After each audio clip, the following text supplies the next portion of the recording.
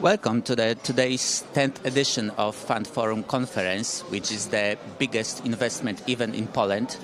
My name is Paweł Bystrek, and we have with us one of conference speakers, Mr. Gernot Blümel, who is a CEO of Superfund Group and former Minister of Finance in Austria. It's a great pleasure to have you here. Pleasure to be here. We've prepared some questions that may be particularly important for investors in Poland, and we would be grateful if you could share your views with us. And first of all, the key topic here is inflation. It seems that the time of zero interest rates and almost infinite liquidity is over. Central banks have made a U-turn in their monetary policies to limit rapidly accelerating inflation. And for many of us, especially for young investors, it's a completely new world, like a brand new era. So how should we, in this context, manage our wealth these days? Well, that's a good question. As you said, inflation is back, and the era of printing money, nearly limitless, has gone away. I think there is one thing that we can say quite clearly, and that is that central banks, especially ECB, but also other central banks, have started too late to fight inflation. And I think that was for a specific reason, because many thought that monetarism, the monetaristic theory that inflation is always and everywhere a monetary supply phenomenon, is dead. Because for the last 20 years there was nearly no inflation. Everybody was printing money, especially for the last 10 years. And those who warned, saying there is too much money in the market, please be careful, that might end in inflation, were proven wrong, at least for the last 10 years, and suddenly inflation is back. And that is a real challenge, not only for the economies, because there is no economy that kept competitive with a long-lasting high inflation. So on the long term or the medium term, inflation is a problem for the competitiveness of each economy, but especially for the middle-class people, how to build up wealth, how to keep up wealth.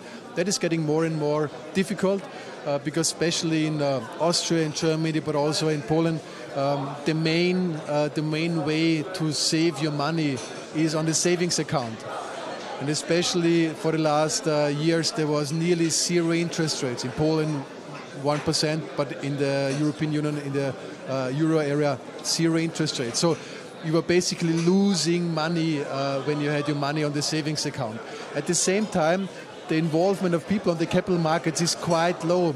4% in Poland, holding stocks, 5 or 6% in Austria. So the involvement in capital markets is too low. So a way to change this is to make clear that it's much better to get more involved on capital markets, diversify your portfolio, not only holding real estate that is mainly debt financed, but also try to get involved in certain products that are also offered here on the Fund Forum.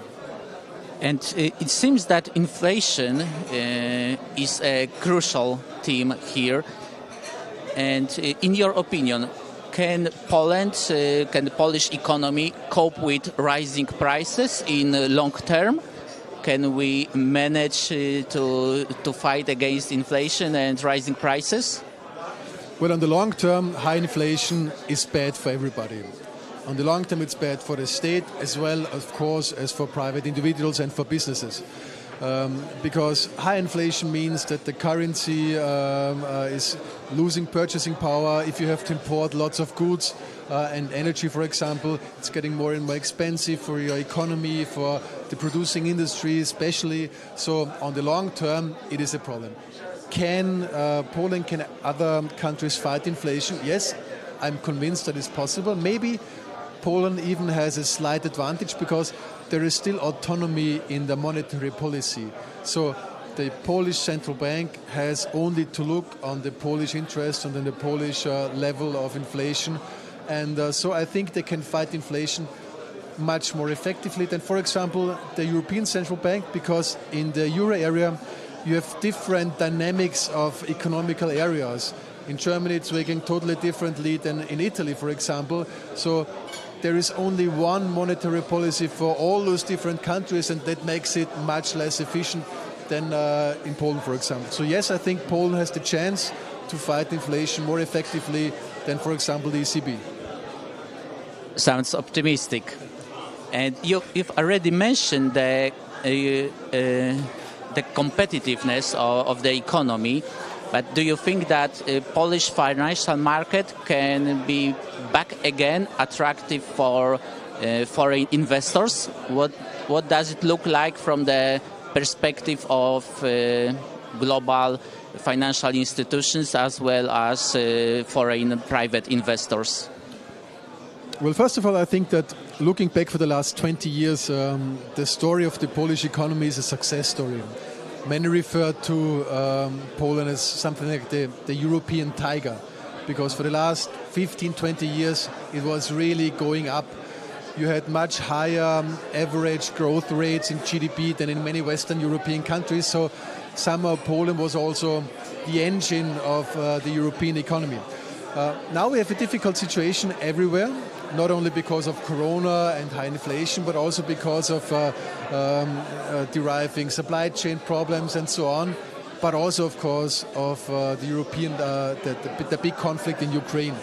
And Poland is very close geographically to this big conflict, and therefore is also affected highly by this conflict. So that is the big game changer where nobody knows how this will develop. But to put in an optimistic view, we all hope that this conflict will end sooner than later.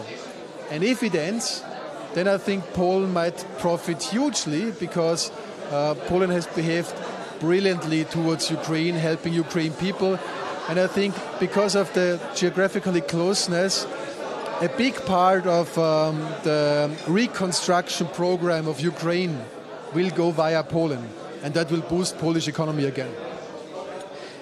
And if we look at the situation on a broader perspective, meaning looking globally, where to invest today? What will be the hottest investment topics in the coming years? Is it already the time for commodities? Should we look at the emerging markets? What should private investors take into account while building their portfolios in so rapidly changing environment and huge uncertainty? That doesn't make it easy, of course. It's much more difficult than for the last decade, for example.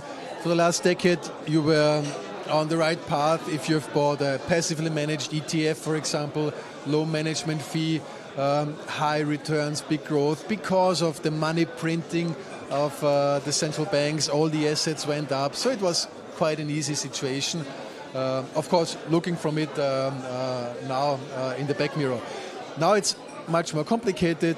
It's high uncertainty in the markets, high market volatility, one crisis after the other, Corona, supply chain, Ukraine war, inflation crisis.